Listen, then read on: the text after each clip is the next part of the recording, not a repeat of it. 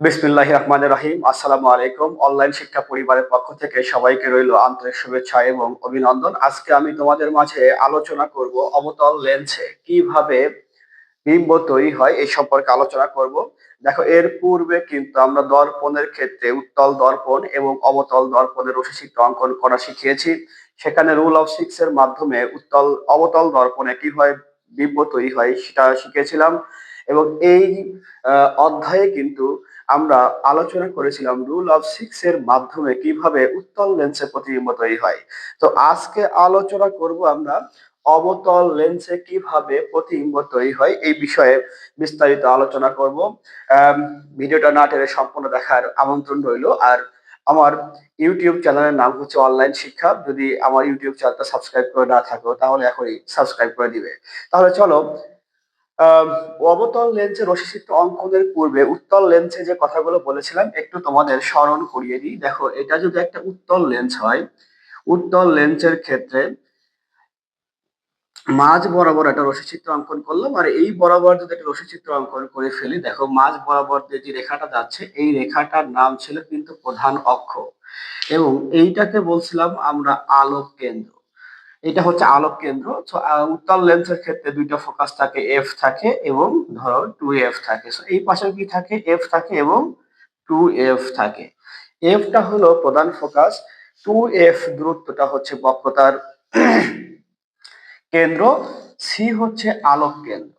So সেখানে উত্তল লেন্সের ক্ষেত্রে যেটা হয় যে একটা আলোক রশ্মি প্রধান অক্ষের সমান্তরালে যাবে এবং প্রতি সরণের পর সে কিন্তু আসলে কই দিয়ে যায় বলতো, প্রধান ফোকাস দিয়ে যাবে। সো এই দিক থেকে যদি একটা আলোক রশ্মি যায়, সে উত্তল লেন্সে প্রধান অক্ষের সমান্তরালে যাবে এবং প্রতি সরণের পর সে কিন্তু আসলে প্রধান ফোকাস দিয়েই যাবে, প্রধান ফোকাস দিয়ে যাবে। এটা আমাদের একটা নিয়ম রুল ছিল। সো অবতল লেন্সের ক্ষেত্রে এরকম হয় না। উত্তল লেন্সের ক্ষেত্রে এই রশ্মিগুলো একত্রে মিলিত হয়।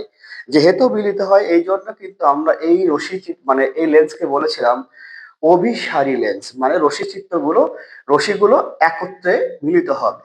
কিন্তু দেখো, আমি যদি অবতল লেন্সের কথা বলি, যে অবতল লেন্সের ক্ষেত্রে যদি বলি, অবতল লেন্সের ক্ষেত্রে ছিল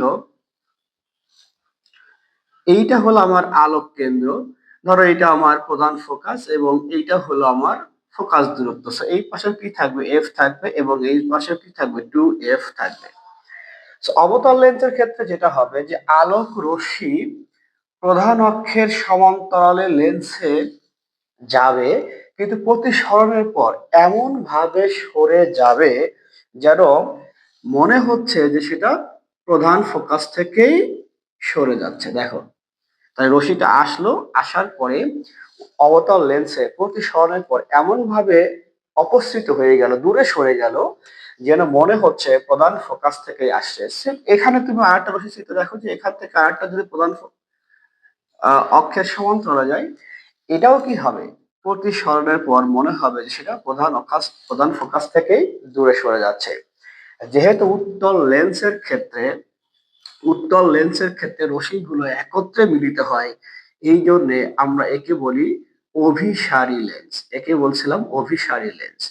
আর অবতল লেন্সে যেহেতু রশ্মিগুলো দূরে সরে যায়, অপসৃত হয়, এই জন্য একে বলা হয় কি, অপসারী লেন্স, অপসারী লেন্স। ওকে, আশা করি তোমরা এটা বুঝতে পেরেছো। যদি এই রুলসটা তোমার মাথায় থাকে তাহলে অবতল লেন্সে রশ্মিচিত্র অঙ্কন করা কিন্তু একদম পানির মতন সোজা হয়ে যাবে। এবার দেখো, উত্তল লেন্সে কিন্তু 6টা পজিশনে আমরা বিম্ব তৈরি করেছিলাম, কিন্তু অবতল লেন্সের ক্ষেত্রে যেটা হবে, তুমি লক্ষ্যবস্তুকে অসীম ছাড়া যে কোনো অবস্থারই রাখো না কেন, প্রতিবিম্ব কিন্তু একটা জায়গায় কিন্তু তৈরি হবে। সো এটা মাথায় রাখতে হবে যে অবতল লেন্সের ক্ষেত্রে এক ধরনেরই কিন্তু প্রতিবিম্ব তৈরি হবে, শুধু অসীম ছাড়া তুমি যে কোনো অবস্থায় লক্ষ্যবস্তুকে রাখো না কেন, প্রতিবিম্ব কিন্তু একই জায়গায় তৈরি হবে। ধরো, আমি প্রথম ক্ষেত্রে যদি আমি বলি যে এইটা আমার একটা অবতল লেন্স, এইটা হলো আমার একটা অবতল লেন্স। সো এটা কিন্তু অবশ্যই তোমরা পেন্সিল কম্পাসের সাহায্যেই অঙ্কন করবে। আমি একটু হাতের মাপেই কিন্তু অঙ্কন করে ফেলতেছি। সো এইটা ধরো আমার এফ, এইটা হলো আমার 2f দূরত্ব, এখানেও এফ এবং এখানে 2f দূরত্ব। এবার তুমি খেয়াল করো, আমি যদি লক্ষ্য বস্তুকে যদি 2f দূরত্ব রাখি, ধরো আমার এখানে এটা লক্ষ্য বস্তু রাখলাম, এটা এখানে আলোক কেন্দ্র। আমি লক্ষ্য বস্তুকে যদি 2f দূরত্বে রাখি তাহলে কি হবে, সে প্রধান অক্ষের সমান্তরালে আসবে, এটা আমার লক্ষ্য বস্তু। এবং প্রতিসরণের পর সে কিন্তু দূরে সরে যাবে, দূরে সরে যাবে এবং এমন ভাবে দূরে সরে যাবে মনে হবে যে প্রধান ফোকাস থেকে দূরে সরে যাচ্ছে। সো এখানে যেটা হবে যে প্রধান ফোকাস থেকে কি হয়ে যাচ্ছে, দূরে সরে যাচ্ছে। এবং আমরা রশ্মিচিত্র অঙ্কনের সময় কিন্তু একটা কথা বলছিলাম যে লক্ষ্য বস্তুর মাথা থেকে একটা রশ্মি প্রধান অক্ষের সমান্তরালে আসবে এবং আর একটা রশ্মিকে আমি কি দিয়ে ফেলবো বলতো, আমি ফেলবো হচ্ছে আলোক কেন্দ্র দিয়ে। সো এই আলোক কেন্দ্র দিয়ে যদি আর একটা রশ্মিকে ফেলি, তাহলে সেটা কিন্তু দিক পরিবর্তন না করে সোজা ওই পথেই চলে যায়। দেখো প্রতিবিম্ব এখানে কিন্তু এখানে এই দুটো রশ্মি মিলিত হয়ে গেছে। সো এটা যদি আমি অঙ্কন করে ফেলি, প্রধান অক্ষ থেকে যদি লম্ব অঙ্কন করি তাহলে এইটা কিন্তু আমার একটা প্রতিবিম্ব। এবার ধর আর একটা পজিশনে আমি এখন যদি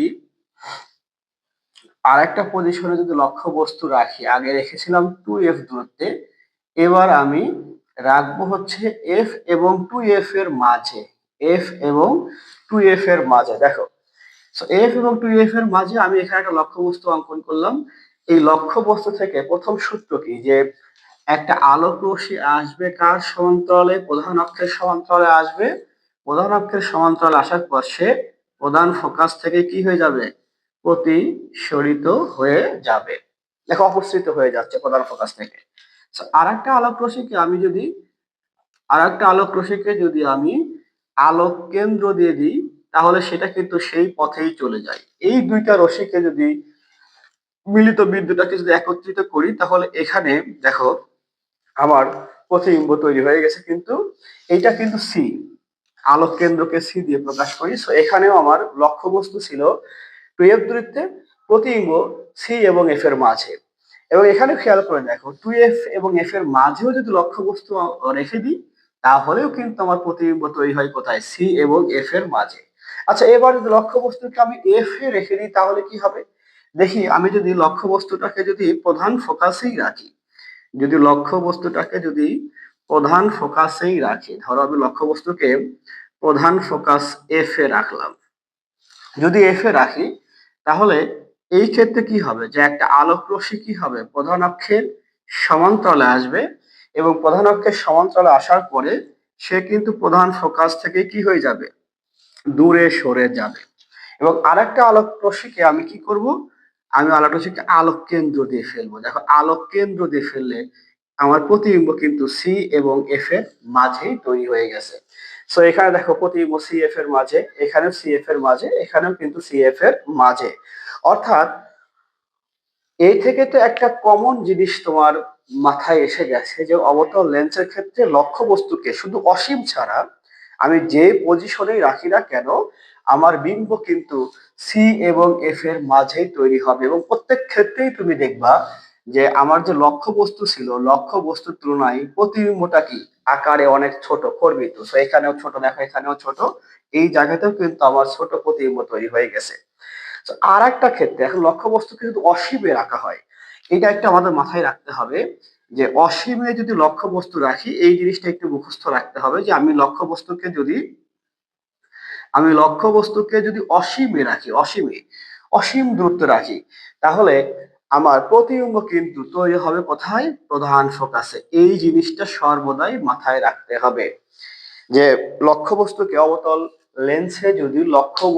যদি আমি অসীম দূরত্বে রাখি তাহলে প্রতিবিম্ব তৈরি হবে আমার প্রধান ফোকাসে।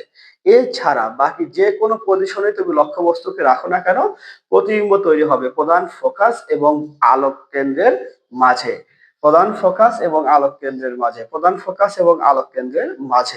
সো আশা করি তোমরা এই যে রশ্মি চিত্রগুলো অবতল লেন্সে কিভাবে আসলে প্রতিবিম্ব তৈরি হয় খুব সুন্দর করে বুঝতে পেরেছো। এই টাইপের যদি আরো ভিডিও পেতে চাও তাহলে আমার ইউটিউব চ্যানেলটা অবশ্যই সাবস্ক্রাইব করে রাখবে। আর দেখো, উত্তল লেন্সে ৬ ধরনের প্রতিবিম্ব কিন্তু আমি পূর্বের যে ক্লাস ছিল সেই ক্লাসে আমি দেখিয়ে দিয়েছি।